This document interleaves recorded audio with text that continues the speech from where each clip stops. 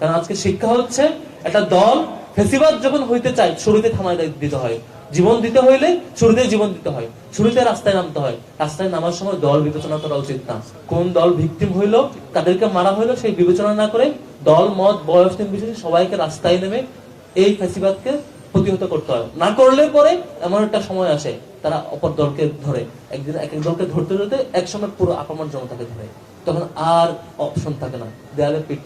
আজকে যারা সমাজের সাংবাদিক বন্ধুগণ এবং সমাজ অতিথিবৃন্দ সবাইকে মোবারকবাদ জানাচ্ছি। ইসলামী ছাত্র শিবির ঢাকা বিশ্ববিদ্যালয় শাখার আজকের আয়োজনে যারা উপস্থিত হয়েছেন সংগ্রামী বন্ধুগণ, আজকের যে দিন, এদিন আমরা যে দিনকালকে স্মরণ করছি সেই সময়টা আপনারা জুলাইয়ে যে সময় দেখেছেন, জুলাইয়ে যে চিত্রপট দেখেছেন ঠিক হুবহু কপি ছিল সেই সময়টাতে। 2000 আল্লামা সাঈদের রায়ে 28 ফেব্রুয়ারি যে রায়, সেই রায়কে কেন্দ্র করে প্রথমত সরাসরি পুলিশ গুলি করে যাকেই পায় তাকে হত্যা করে দেশব্যাপী।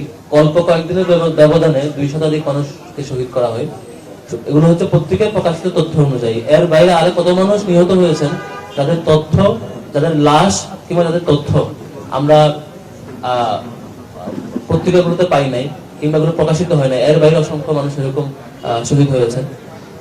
সেই সময়টাতে আন্দোলনকে কন্ট্রোল করার জন্য তারা সারা দেশে ওইসব স্পটে ইন্টারনেট বন্ধ করে দেয়, যেটা আপনারা জুলাই দেখেছেন। ইন্টারনেট বন্ধ করে দিয়ে সকল কমিউনিকেশন অফ রেখে মানুষকে তারা হত্যা করে, এবং সেই তথ্যগুলো যাতে সংবাদ মাধ্যমে না আসে তার জন্য যা যা ব্যবস্থা করতে হয় তার সবকটা ব্যবস্থা তারা করেছিল। আপনারা হয়তো দেখে থাকবেন, কেউ কেউ হয়তো মনে করতে থাকবে, এই জেনারেশনে যারা আছেন, সম্ভবত ফেসিবাদ মনে হয় 2024 সালে এসে হয়েছে বা 18 পরে এসে হয়েছে। বিষয়টা এমন না, সে 2012-13 সাল থেকে শুরু করেই আমরা এগুলো ফেস করে আসছি। তখন থেকেই এই আওয়ামী লীগের ভয়াবহ ফেসিবাদী আচরণ যতভাবে করা যায় প্রত্যেকটা জিনিসের ভিকটিম ছিলাম ইসলামী ছাত্র শিবির সহ অন্যান্য ইসলামপন্থী যে সংগঠনগুলো ছিল, অ্যান্টি ফ্যাসিস্ট যারা রোল প্লে করছিলেন তারা তখন থেকে ভিকটিম ছিলেন। আমরা এখনো সে সময় শত শত ভাইরা আছেন যারা হাত পা হারিয়েছেন, আহত হয়েছেন, চোখ হারিয়েছেন, সেই সময়টা কেন্দ্র করে তারা আহত হয়েছেন। স্টিল তারা এখনো জীবন্ত সাক্ষী সেই সময়গুলোর। আজকে সময়টাতে এসে ফেসিবাদের ভয়াবহ দিন স্মরণ করতে চাই। সারা বাংলাদেশের সকল শিক্ষার্থীকে জানান দিতে চাই যে ফেসিবাদ একদিনে তৈরি হয় না। যেসব আচরণের মধ্য দিয়ে একটা দল ফেসিবাদ হয়ে ওঠে, সেসব আচরণ যখন শুরুতেই প্রকাশ পায়, তখনও যদি সকল ক্যাটাগরির মানুষ এসে সেটাকে ঠেকাইতে না পারি, তখন সে সবার উপর চেপে বসে। আমরা সেই সময়টা দেখি যে 2011, এরপর 12 পেরিয়ে 13 পর্যন্ত আওয়ামী লীগ, ইসলামী ছাত্র শিবির কিংবা অন্যান্য ইসলামী সংগঠনগুলোর উপরে যেভাবে ফেসিবাদী আচরণ তখন দেখিয়েছিল, তখন হয়তো কেউ কেউ মনে করেছিল এটা তো আমাদের উপর আক্রমণ না। তখন কেউ কেউ মনে করেছিল এটা হয়তো ইসলামী ছাত্র শিবিরের উপর আক্রমণ কিংবা জামাত নেতার উপর আক্রমণ কিংবা বিশেষ গোষ্ঠীর উপর আক্রমণ। এমন করে ধরে নিয়ে তারা ইন্টারনেট বন্ধ করার প্রতিবাদ করে নাই, তারা প্রকাশ্যে গুলি করার প্রতিবাদ করে নাই, তারা দিন দুপুরে শিশু থেকে শুরু করে বৃদ্ধ পর্যন্ত যে কাউকে হত্যা করার যে ম্যান্ডেট তারা পেয়ে গিয়েছিল প্রকাশ্যে দিবালোকে হত্যা করা, সেটা প্রতিবাদ করে নাই। আপনি দেখে থাকবেন 28 ফেব্রুয়ারি থেকে 5 মার্চ পর্যন্ত এই সময়টার মধ্যে যত টকশো হয়েছে, আপনি টকশোগুলো স্ক্রিনিং করবেন, টকশোতে এই বিষয় নিয়ে আলোচনা হয় নাই, পত্রপত্রিকায় আর্টিকেল এটা নিয়ে লেখা হয় নাই, বরং লেখা হয়েছে যে তাদের আন্দোলন কত ভয়াবহ এটা নিয়ে লেখা হয়েছে। পুলিশ কি করে গুলি করে 2 শতাধিক মানুষকে হত্যা করেছে, কত বিভৎস চিত্র, এটা পত্রিকায় লেখা হয় নাই। পত্রিকার সম্পাদকীয় কিংবা পত্রিকার কলাম অথবা এই যে টকশোগুলোকে আপনি স্ক্রিনিং করবেন সেই সময়টাতে, তখন দেখবেন তখন লেখা হয়েছে যে জামাত শিবির আপনার কত ভয়াবহ, তখন লেখা হয়েছে কিভাবে একটা মানুষ গুলির মুখে দাঁড়াচ্ছে, দাঁড়ানোটা কত ভয়াবহ এটা লেখা হয়েছে, পুলিশ কত ভয়াবহ গুলি করছে সেটা লেখা হয় নাই।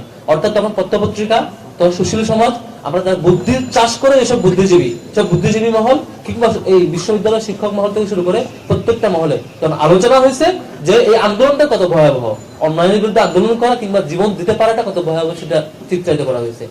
তার আউটপুট আমরা পেয়েছি কি, তখন 200 মানুষ জীবন দিয়েছে, 200-250 মানুষের জীবন দেওয়াটা আপনারা তখন প্রতিবাদ করেন নাই, তখন তাদের পক্ষে দাঁড়ান নাই।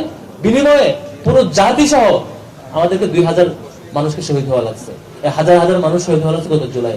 তখন আমরা থামাতাম, আমরা মাঠে নামতাম, হয়তো আওয়ামী লীগ এত ভয়ঙ্কর ফেসিবাদ হইতে পারতো না, তখন আমরা এত মানুষকে জীবন দিতে হইতো না 24-এ এসে।